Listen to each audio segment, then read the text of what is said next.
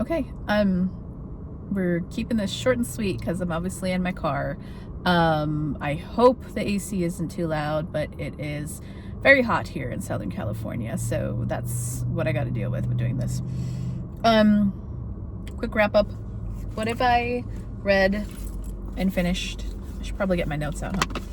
So, since the last time I finished Hyperion by Dan Simmons, that's here. I'm not going to hold it up because I'm going to look like a crazy person to anybody walking by. It was great, and I can see why it is such a well-beloved sci-fi classic, horror classic. There were some really intense, what the fuck scary scenes, and then there was a surprising amount of poetry, which I knew nothing about Hyperion other than it was a story about people essentially telling stories the way they did in the Canterbury Tales, and there was this horrific, terrifying creature called the Shrike. I wasn't quite as terrified as I thought I would be. It was more like a low-key, what the fuck am I reading kind of thing, versus a actual fear, like fear-inducing. And then I should have known that this would be a lot more literary and maybe not poetic, but philosophical, knowing that it was, sort of akin to the Canterbury Tales. So it's a story of far-flung future, humanity spread across galaxies. They can essentially portal, or, they call it farcasting, from planet to planet. Deals a lot with colonialism, capitalism, poetry, religion, just a whole lot of stuff going on. And at the core of it, which I had no idea about, is the basis of it is Keats, the poet John Keats, was just woven throughout, his poetry, him as a person. Like, apparently Hyperion, the name of the planet Hyperion itself, is named after a Keats poem or something like that. I'm not a poetry person. I'm not a Keats person. I was surprised. It worked well for what the story was doing, but it just doesn't jive with me. It doesn't work with me. So that kind of threw me off a little bit. I liked the more like straight up interesting look at each character as they told their story, because each character told a story of a different side of humanity. So you get to world build through them. I think the most horrifying one to me was which one? The Jewish man and his daughter. That was the most horrifying one to me, just on a psychological level. I disliked the detective Bronte, not sure how to pronounce her name, Lamia. I was just not into that story, and that is a story that is largely about John Keats. So it was interesting. There's a lot of interesting stuff going on. It was touching a lot of stuff, and shockingly, that I did not expect, there's a lot of stuff dealing with time.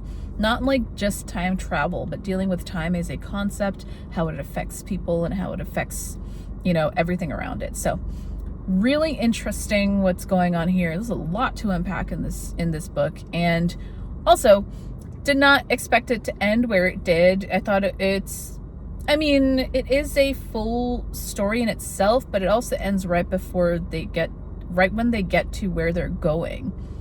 So I guess I'm going to read book 2.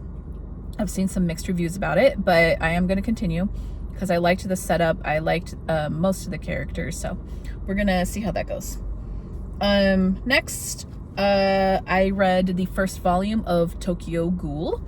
I was just like, I opened up Shonen Jump or Viz. I always forget which mangas are in which, but I have Shonen Jump and Viz, the apps, and they have a lot of manga on there.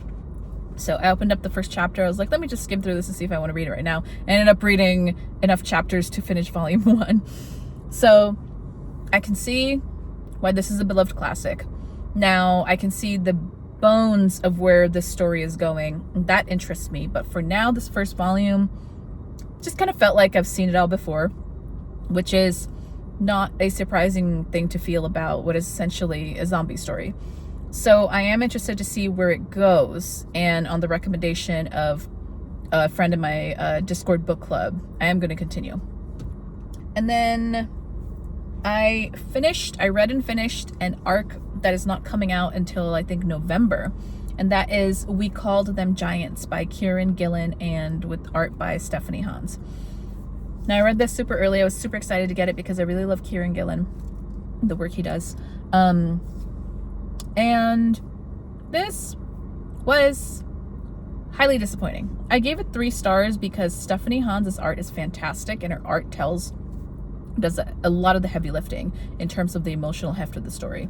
And it truly is really beautiful artwork. So it was, even though the story was not living up to the art was doing a lot of work, and the art really kept me going and propelled me through the story.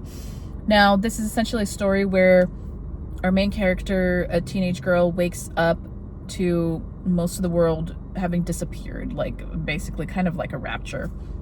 She meets another teenage girl she goes to high school with, so our main character is the stoic one who doesn't trust anybody.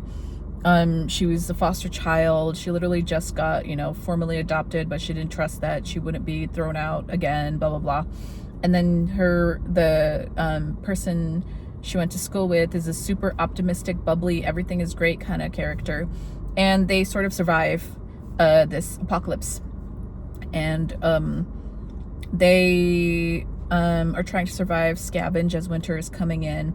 And there's this roving group of a gang. And of course, they're bad dudes. And they have to stay away from them. And then one day, while they're just puttering along trying to survive, something falls out of the sky and it turns out to be giants. Yeah.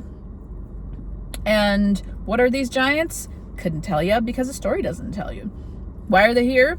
Don't know, because the story didn't tell you. I think Kieron Gillen was going more for an emotional story here, trying to work with these giant characters and the way that our characters interact with their presence. But it was just boring. None of it was landing. And like everything felt, again, like I've seen it before.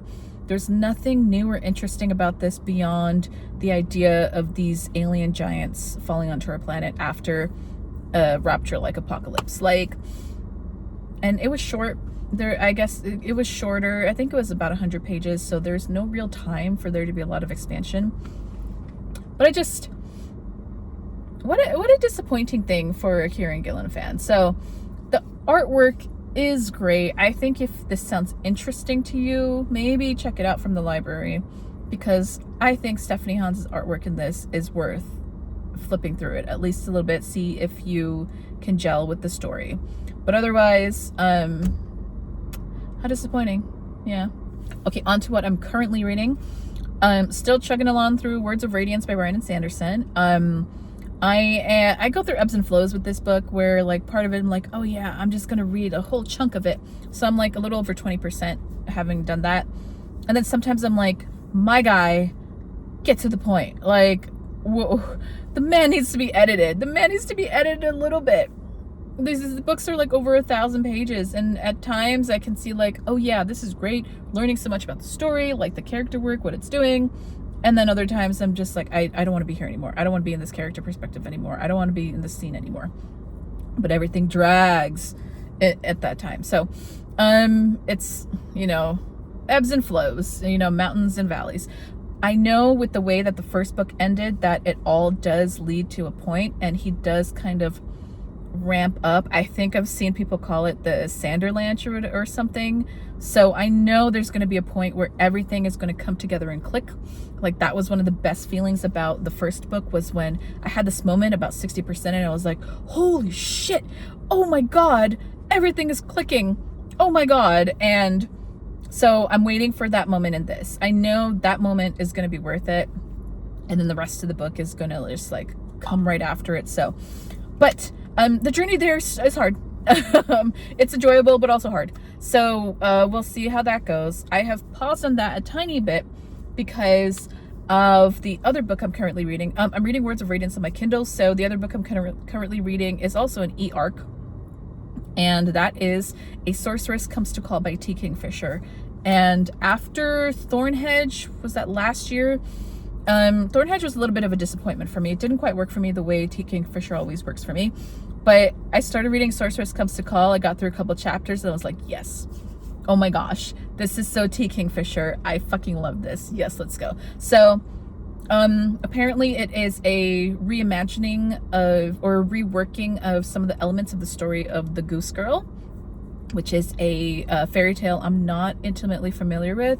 So when I realized that, maybe like a little bit into the book, I read somewhere that it was doing something with the Goose Girl, so I went and read the Wikipedia page, and now I see what, what she's doing. But just as a story on its own, it's really interesting.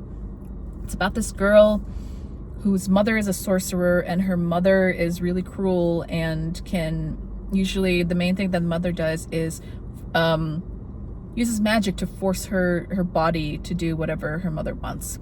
And stuff happens, and her mother sets her sights on this man that she wants to marry and try to worm his way into his household. So they go to the man's household, and in the household the man has a woman, sister, an elder sister, and we get her perspective as well. So we have the perspective of the main character, Cordelia, the daughter, and then we have the perspective of Hester, who is the older woman, the sister to the man that the sorceress is preying on. And Hester is just like, okay, I know this woman is bad. What am I going to do about it? And so, it converges, and it's going so good right now. I am about, 25-ish% in. It's going really good, really enjoying it. I'm very happy that we have another great T. Kingfisher for the year. So I'm a big fan, so I'm always happy. So, speaking of T. Kingfisher, I am hopefully going to be reading, starting with, I know it's The World of the White Rat, or The World of the Rat. I think it's The World of the White Rat, and I know there's like the Clocktar series, and then Swordheart, and then the Paladins, the series that starts with Paladin's Grace. So I'm trying to find the Clocktar series at my library, but it's proving to be a little hard, so I might start with Swordheart and then move on.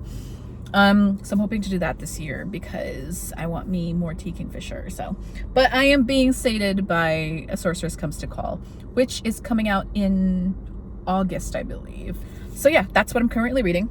Other than that, maybe a mini book haul. So, I bought The Terror by Dan Simmons, and I bought this, I don't know, 4 weeks ago. I have had Hyperion for a year or two, and I bought this a little while ago because I've just been interested in it for a while, and I had no idea that it's the same fucking author. It's the same Dan Simmons. So I'm even more excited to read The Terror. What else did I buy? I bought The Fireborne Blade by Charlotte Bond. So this is a fantasy novella about a female knight who she does something that kind of has to, like, where she has to redeem herself, and to do so she has to go get a blade from a dragon. So this cover is pretty freaking neat. You can see the dragon in the back, the gold, and then there's a dragon on here. That's really neat. And then my absolute favorite book buy of the year, not because of what it is, but because of how it looks. And sometimes you just gotta enjoy something because it's pretty. And this was just like, I was kind of interested in this. I was like, oh, I'm gonna read the first chapter of the bookstore. And then I picked it up and I opened it and I was like, no, I'm buying it. So that is A Magical Girl Retires by Park Solyeon. So yeah, this is great. Yeah, you know, just, you know, good cover, cute back. Yeah, you wanna wait for it? Fucking look at that. Oh my God. Ah! Full hardcover. It's just so good. And then there's art on every chapter. Like every new chapter has art, which is great. So when I bought it at the bookstore, the cashier was like, oh, this is a great cover. And I told him, you got to look at the hardcover. And he was just like, oh. And I was like, yeah, you know, magical girl fans, we get it. So this is essentially millennial ennui magical girl story, translated from Korean. So that is what I have bought recently. That is what I am currently reading. That is what I have read. And yeah, that's really it. That's all I've got to talk about. Short and sweet. Thanks for watching. The sun is being really awkward now, which, you know, so I'm glad that I'm done with this. Hopefully the audio isn't terrible. I'm gonna find out tonight when I start editing this. If we gotta scrap it, then you're just not gonna see this part. So yeah, thanks for watching and I'll catch you in the next one. Bye.